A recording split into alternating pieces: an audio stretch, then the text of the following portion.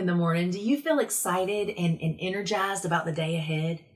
Or do you find yourself frequently exhausted and dreading what's in front of you? If your reality is that you often feel tired and you're dreading your days before they've even started, then you're not really living your life. You're tolerating too many things that you hate, and you're settling for existing in a life that is not your own. One of the initial coaching questions I ask my clients when they come in to see me is, what percentage of your life are you actually living as your own? Then I ask them to explain why they answered that way, and how would it look and feel differently if they were living 100% of their own life and living it to the fullest.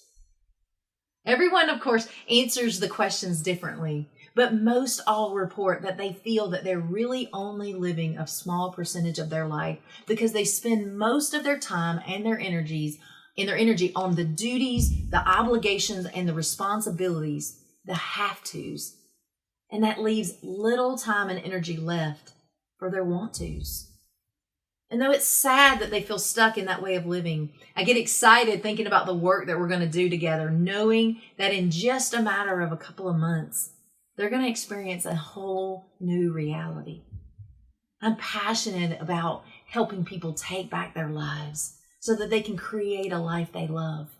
This work is so special to me because for so many years, I lived in that same prison of existence, overwhelmed and burdened with obligations, expectations, and duties, with no margin for what was most important to me, for what really mattered. And that way of living came at a huge cost to me, emotionally, mentally, and physically. And I constantly felt exhausted, frustrated, resentful, and stuck. Until I awakened to the truth that I don't have to keep living that way. And I finally realized that I was the only one keeping myself in that prison, and that the solution was plain and simple. Not always easy, but plain and simple. I had to decide that I was tired enough of living that way, that I was willing to believe that I could live a different way, and that I was willing to do something different. Once I decided that, I began to identify the things that I had said yes to that I didn't like, that dominated my time and that drained my energy. And I began to say no to those things so that I could say yes to me. After spending so many years ignoring my own heart and not listening to its voice, I didn't have clarity about everything that needed to go in my life all at once. But I identified those things that drained me the most and I stopped those first. Then I allowed myself some white space in my life, which brought me more clarity about the other things that I was tolerating. And after clearing out my schedule from those things that were sucking me dry and draining my energy, I actually gifted myself the time and the space to rest, recharge, and recover so that I could reemerge as my truest and happiest me, spending my time and energy on the things that are congruent with my passion and purpose. And when I did that, I began to live fueled by passion instead of being driven by performance, people-pleasing, and approval-seeking. My passion and my purpose is now helping others reclaim their lives just as I did, so that they too can live in the life of freedom and fullness that they were intended. So I ask you the same question that I ask my clients. What percentage of your life are you actually living as your own?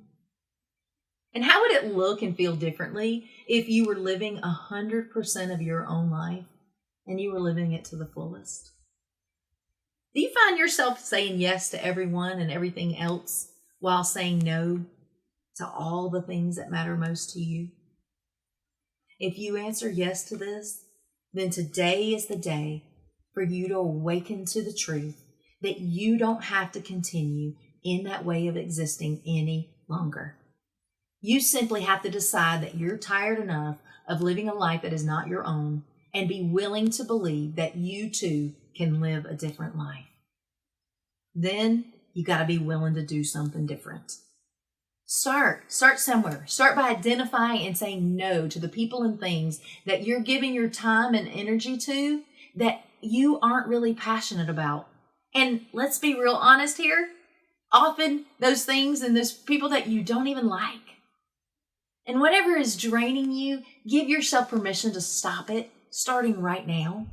And as you gain clarity about what else you're tolerating, clear that off your schedule too. Gift yourself with the time and the space to rest, recharge, and recover so that you can reemerge as your happiest, most authentic you. And so that you can begin to spend your time and your energy on the people and the things that matter most to your heart.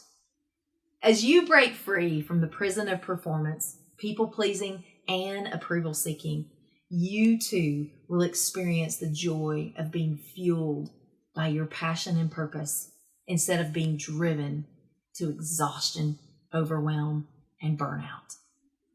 It's time to reclaim your time and your energy, and it's time to take back your life.